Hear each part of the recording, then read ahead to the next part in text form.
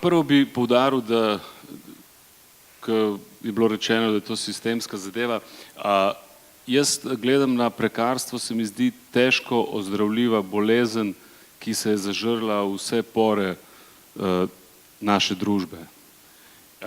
In po moje ni odveč, jaz sem seveda bil prekar dolga leta v časopisni hiši kot novinar, vemo, da je tukaj prekarnost kar doma, ne?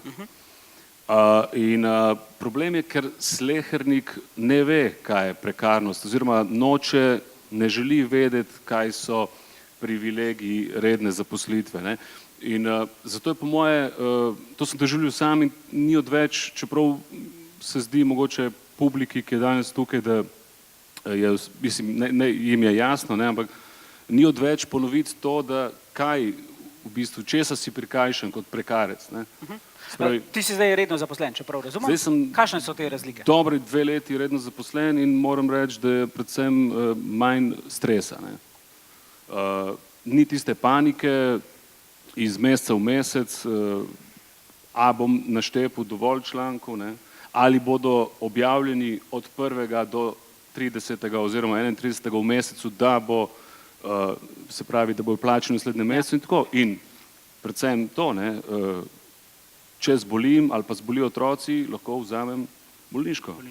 Če hočem iti ali pa otroci na dopust, in če si to lahko privoščim, grem, za tisto obdobje bom dobil plačano. Še vedno plačo, ja, tako.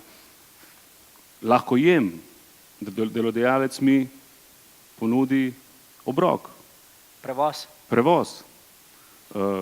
In tako recimo, če naštejem sem par teh nekih, ampak osnovni zadev, ampak predvsem pa je manj računanja in tistega životarjenja in preračunavanja, ki gre iz meseca v mesec, ne, ali bo, ali ne bo, ali je recimo tvoj članek prehitela ena aktualna novica in bosta 2 tvoji reportaži ali pa 3 šle v naslednji plačilni mesec, ne, kar pomeni 200-300 evrov manj in, ne.